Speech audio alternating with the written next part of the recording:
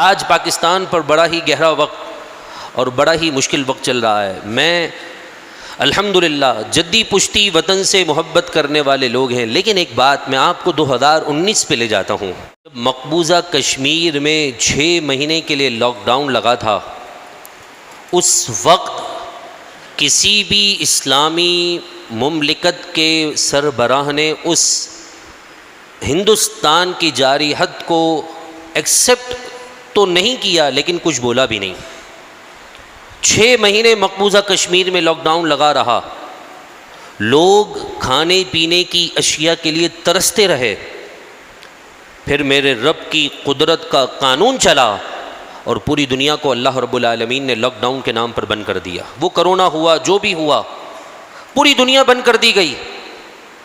اور اگر آج سے آپ پچھلے 1.5 سے پونے 2 سال پہلے چلے جائیں، فلسطین اور غزہ کے اس معصوم اور مظلوم بچوں کو بے دردی کے ساتھ کاٹا گیا، جن جن اسلامی ممالک نے حقیقتاً ان کا ساتھ نہ دیا، صرف اور صرف مذمتی بیان تک رکھا، وہ وقت ہر اس اسلامی ملک پر آنے والا ہے، اور اس میں باری اب پاکستان کی آ چکی ہے۔ یہ یاد رکھیے گا، ہمارے بچوں کو بھی ایسا ہی تڑپنا ہے جس طرح غزہ اور فلسطین کے بچوں کو تڑپایا گیا ہے۔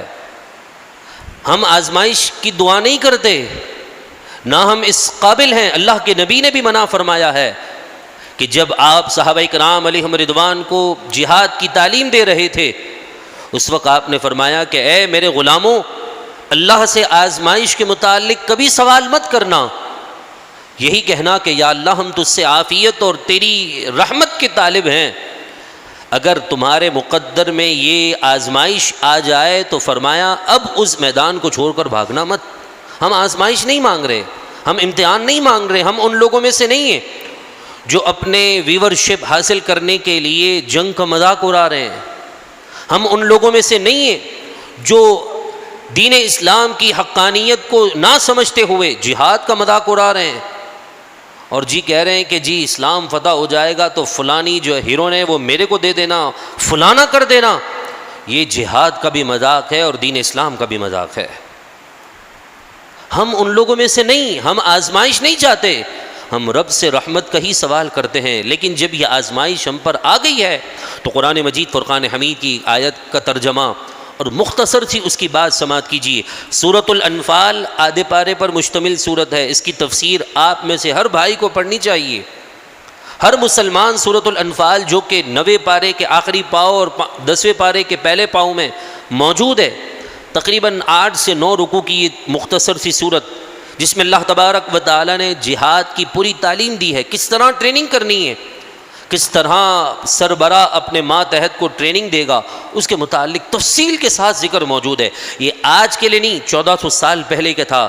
لگتا ایسا ہے کہ جیسے آج کے مجاہدین کو ٹریننگ دی جا رہی ہے۔ اس میں سے 2 آیتیں میں آپ کے سامنے پڑھتا ہوں۔ قرآن مجید فرقان حمید سورۃ الانفال، اللہ کا کلام فرماتا ہے، پارہ 10 رکوع نمبر 2 کی پہلی آیت، یا ایھا الذین آمنوا اذا لقیتم فئۃ فاثبتوا واذکروا اللہ کثیرا لعلکم تفلحون۔ ان 2 آیتوں میں اللہ تبارک و تعالی نے جہاد میں کامیابی کے اصولوں کو بیان کیا۔ پہلا کیا فرمایا؟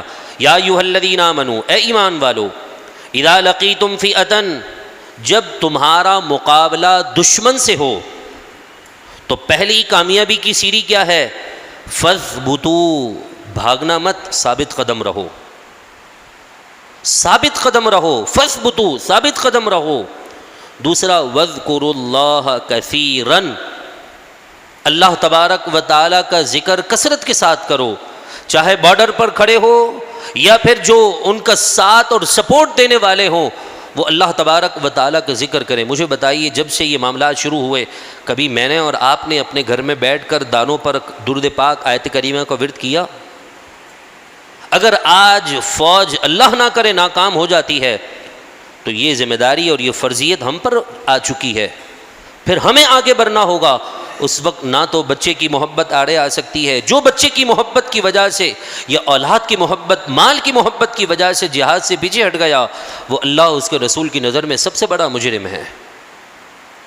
ہم تو جنت کے راستے کو یہ سمجھے تھے کہ مسجد میں 4 رکعت پڑھ لینا، 2 فرض پڑھ لینا، فجر کے 2 فرض، ظہر کے 4 فرض، فلاں فرض فلاں فرض، یہ جنت کا راستہ ہے۔ نہ، اس آیت کی تفسیر میں اللہ کے پیارے حبیب کے فرامین جو موجود ہیں اس میں یہ بھی ذکر ہے کہ فرمایا جہاں تم اپنے ان مجاہدین کے لیے دعا کرو تو اس بات کو بھی ذہن میں رکھو کہ جنت کا جو راستہ ہے نا وہ تلواروں کے سائے سے گزر کر آتا ہے۔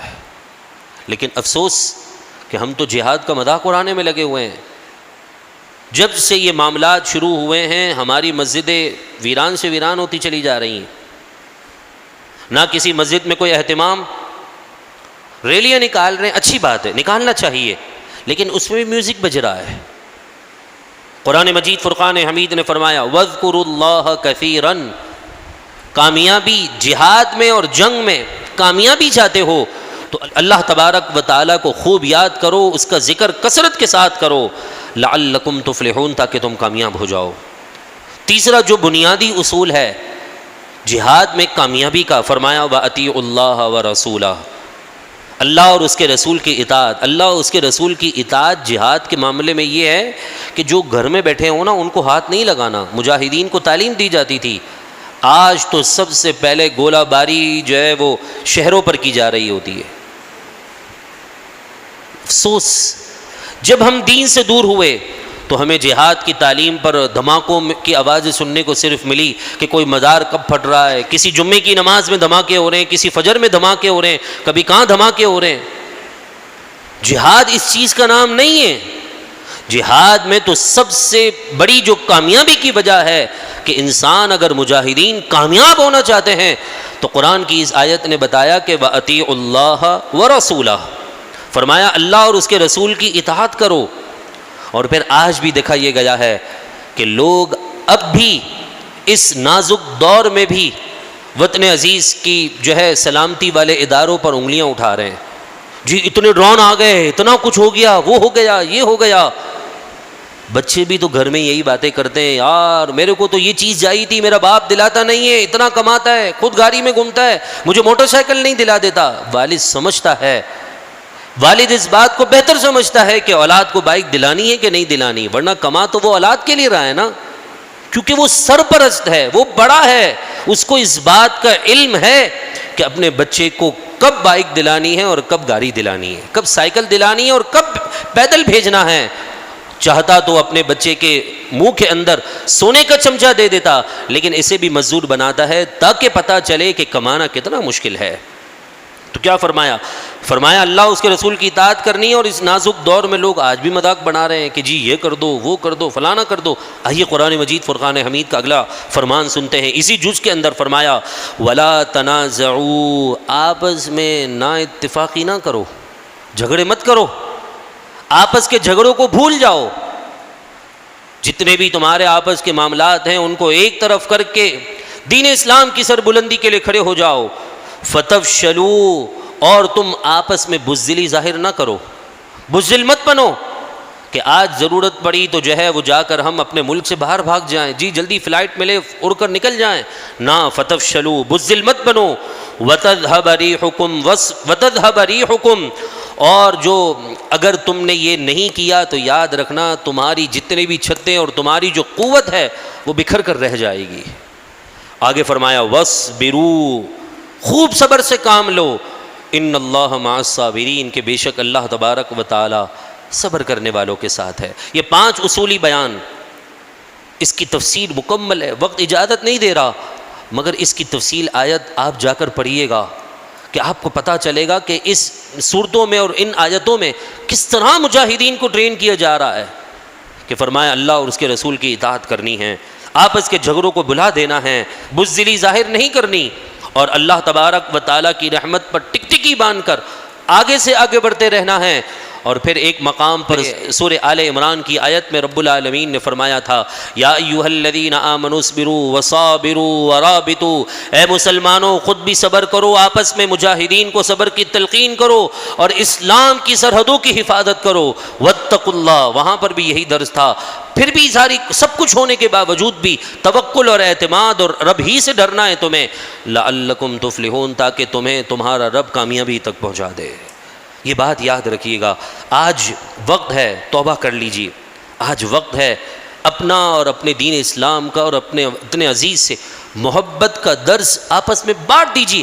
نفرت بانٹنے والے بہت سے لوگ ہیں، جن گھر میں بھی نا اتفاقیاں ہوتی ہیں، یاد رکھیے گا آخری بات ہے، جس گھر میں بھی میاں بیوی کے درمیان جھگڑے ہوتے ہیں نا، اولاد میں سے کوئی یا تو ڈکیت بنتا ہے یا پھر وہ جو ہے وہ ڈکیتوں کے ساتھ اٹھنا بیٹھنا شروع کر دیتا ہے یا گینگوار میں چلا جاتا ہے۔ ماں باپ کی بے توجہی اولاد کو اس دہلیز پر پہنچا دیتی ہے۔ تو لہذا جن اداروں میں بھی لڑائی جھگڑے ہیں، نا اتفاقیاں ہیں، ان کے ماتحت اپنے بڑوں پر اعتماد نہیں کرتے اور بڑے اپنے ماتحت لوگوں پر رعایت نہیں کرتے، تو فرمایا پھر ایسے موقع پر وہاں پر جنگ و جدال میں کامیابی نہیں، ناکامی اٹھانی پڑتی ہے۔ اس کی مثال آپ کے سامنے ہے، آج سے چند سال پہلے جو ہے بنگلہ دیش بھی ہمارے ہاتھ میں تھا، اس کی وجہ اگر آپ پڑھ لیں تو قرآن مجید فرقان حمید کی 2 آیتوں کی تفسیر ہی آپ کو گویا نظر آئے گی۔ دعا ہے اللہ تبارک و تعالی ہم سب کو دین اسلام کے لیے مخلص ہونے کی توفیق عطا فرمائیں، اپنے وطن عزیز سے محبت نصیب فرمائیں۔ لہذا آج ہم نے یہ ثابت کرنا ہے کہ ہم پاکستان کے ساتھ مرتے دم تک کھڑے، کہ انشاءاللہ ہماری نسل، یاد رکھیے گا، یا تو مدینے میں مرنا ہے یا پھر پاکستان میں مرنا ہے، بس۔ مدینے میں موت آ جائے سبحان اللہ، بہت اچھی بات ہے، لیکن جس جگہ سے اللہ کے محبوب کو ٹھنڈی ٹھنڈی ہوائیں آ رہی تھیں، جس ایریا کی طرف میرے محبوب نے اشارہ کر کے کہا کہ مجھے یہاں سے ٹھنڈی ہوائیں محسوس ہو رہی ہیں، اگر آپ اس جہت کو دیکھیں تو سب سے پہلا حصہ وہ باب الاسلام جو ہے یہ کراچی پر رہا ہوتا ہے۔ تو ہم یہاں رہنے والے ہیں، ہم یہاں کے باشندے ہیں، اور ہم وطن عزیز سے محبت نہ کریں دین اسلام کی خاطر، تو ہمارے سے بڑا تو دنیا کے اندر کوئی ناکام، بزدل اور نامراد نہیں ہوگا۔ دعا کریں اللہ وطن عزیز کو سلامتی نصیب فرمائے۔